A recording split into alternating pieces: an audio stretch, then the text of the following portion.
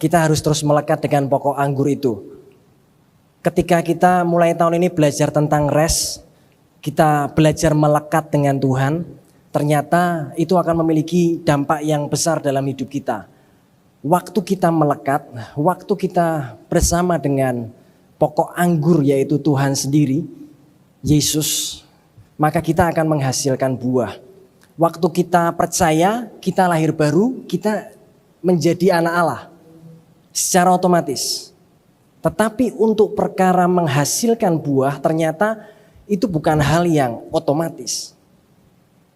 Dibutuhkan sebuah kerjasama, sinergi antara kita dengan Tuhan. Waktu kita percaya kepada Yesus, maka rohnya ada di dalam kita. Lalu tidak berhenti sampai di situ teman-teman. Kita adalah anak Allah, tapi setelah itu kita terus berjalan dalam iman kita supaya iman kita mengalami pertumbuhan. Kehidupan kita mengalami pertumbuhan sampai menghasilkan buah. Dan itu tidak otomatis. Kita perlu belajar. Untuk berjalan bersama Roh Kudus itu tidak otomatis. Waktu kita percaya, kita menerima anugerah keselamatan jadi anak Allah. Jadi orang benar.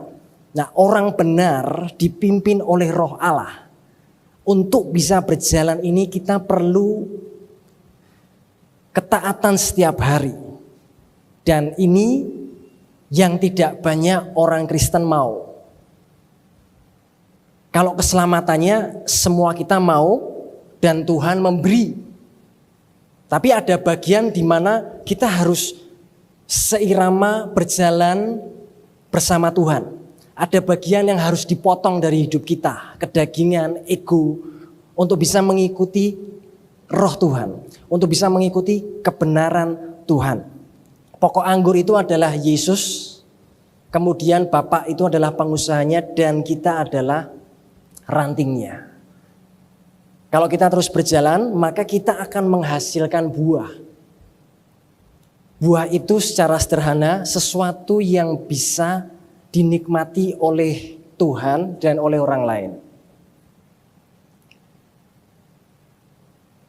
Tidak semua orang Kristen ternyata menghasilkan buah. Bahkan yang sudah menghasilkan buah itu bisa berbeda-beda. Ada yang 30 kali lipat, 60 kali lipat, ada yang 100 kali lipat. Dibutuhkan sebuah kerendahan hati dan ketaatan untuk kita terus berjalan bersama dengan Tuhan sampai kita bisa menghasilkan sesuatu yang bisa dinikmati oleh orang di sekeliling kita. Galatia pasal yang kelima menuliskan tentang buah roh, kalau teman-teman pernah baca. Buahnya 1, rasanya 9. Buah roh. Kasih, damai, sukacita, kesabaran, kebaikan, kemurahan, kesetiaan, kelemah lembutan, pengendalian diri. 1 buah, 9 rasa. Untuk sampai bisa menghasilkan buah itu, kita harus berjalan bersama Tuhan. Merelakan diri kita sampai menghasilkan sesuatu. Diproses dalam hidup kita. Nah, buah ini harus teruji. Dan dalam banyak hal, buah ini bisa muncul teman-teman saat kita melewati hidup kita sehari-hari. Khususnya saat melewati masalah, tantangan, atau dalam kehidupan bersama-sama dengan sesama manusia.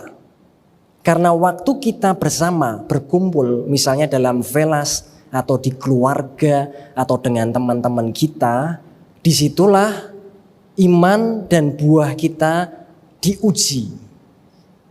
Apakah kita cukup sabar, cukup bisa mengasihi, cukup bisa mengampuni, bisa punya damai atau sukacita yang tidak tergantung kondisi, itu buah. Kita bisa berkata bahwa hari ini aku lagi sukacita kok. Karena habis dapat berkat, nilaiku bagus, dapat kado dari mama, papa, dan lain sebagainya. Tapi bisa enggak Ketika kita nggak dapatkan semua itu, tapi hati kita tetap sukacita. Sukacita karena Tuhan. Without reason. Reasonnya cuma satu, karena ada Tuhan. Meskipun lagi ada masalah, habis tengkar sama orang tua, lagi ada masalah sama kakak adik kita, pelajaran kita lagi nggak oke, tapi kalau itu fruit dan kita berjalan bersama Tuhan, apapun kondisinya, buah itu dihasilkan. Bisa nggak kita masih sabar saat ketemu dengan orang yang membuat kita nggak sabar? Maka buah itu bisa muncul justru saat dalam proses gesekan, konflik, dinamika kehidupan. Kalau tetap bersama roh Tuhan, buahnya muncul. Saat kita tetap jadi ranting, maka buah itu muncul.